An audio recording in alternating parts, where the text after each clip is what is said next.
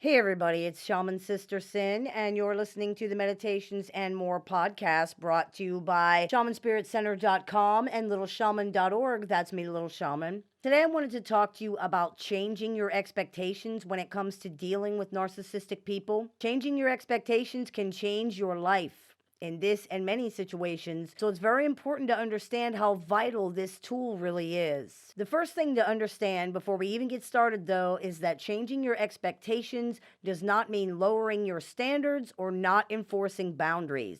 You don't have to lower your standards or abandon your boundaries because in most situations, you don't have to deal with pathologically narcissistic people if you don't want to deal with them. Whether it's family or friendships, once a pathologically narcissistic person has been identified, you can walk away from that relationship if you want to. It can be hard, but it's almost always possible. If you do choose to deal with a narcissistic person or you are forced to, for example, by the court system or through your job, it's extremely important to make sure your expectations are realistic and they fit the actual situation.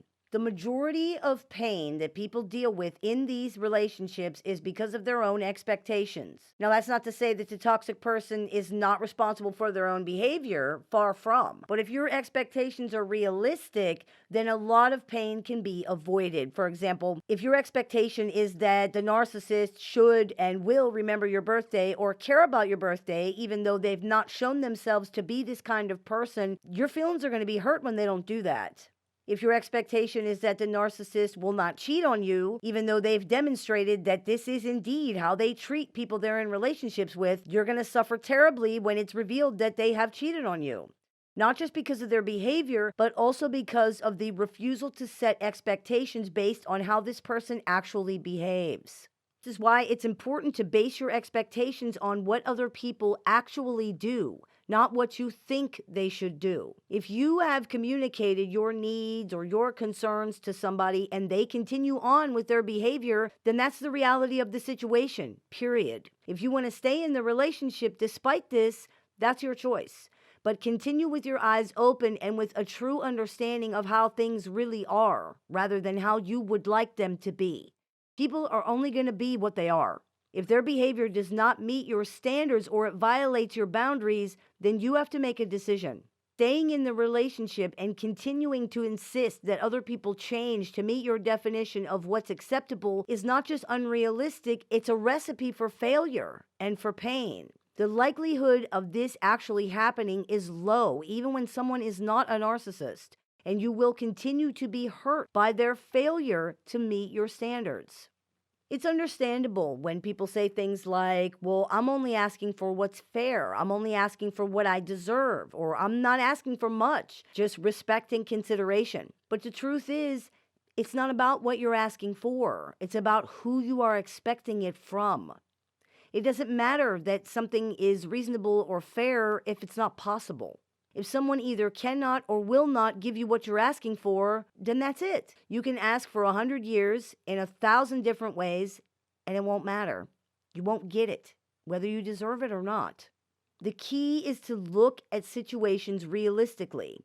Are you expecting something from someone because they've demonstrated that they can and will give it to you? Or are you expecting them to give it to you because you think they should? Because maybe you're right. Maybe they should give it to you. But that doesn't mean that they will. And if you're going to be in any kind of relationship with any person, it's important to understand that. Not everyone does what they should do, and that's just how it is. We have to accept people as they are and then decide if we want them in our lives or not. We can only do that if we see them for who they truly are and not who we think they should be or who we want them to be. With narcissists, this can be complicated by the fact that many times who they say they are and who they actually are two different things. But there's an old saying that applies to this situation. Even a cannibal can learn to recite the Apostles' Creed.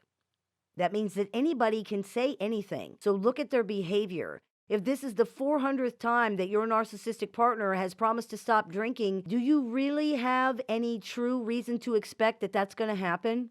If you choose to stay in the situation, fine, but don't expect them to stop drinking when there's no evidence that they're going to do so.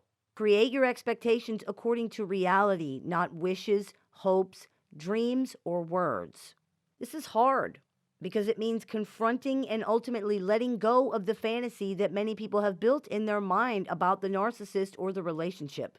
This fantasy is what has gotten people through the abuse and ensured their survival. However, it's also usually what keeps people in these relationships, and it needs to be faced and then deconstructed because it's not reality.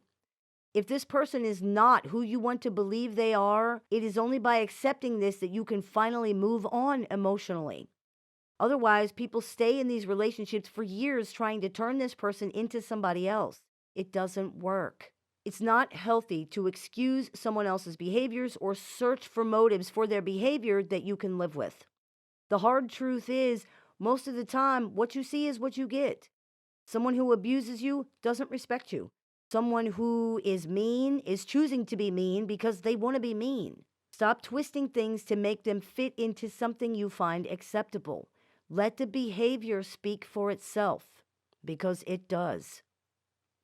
I hope this clears a few things up for you. As always, I look forward to your comments, questions, and suggestions, so please keep those coming. I take appointments online via Messenger, via text, via phone, via Skype, via email. If you're interested in speaking with me one-on-one, you can visit littleshaman.org to do that. I teach workshops a few times a month, so if you're interested in seeing what we're running at this time, you can do that on littleshaman.org as well. You've been listening to the Meditations and More podcast, brought to you by littleshaman.org and shamanspiritcenter.com. That's me, the Little Shaman. May the Great Spirit bless you and have a wonderful day.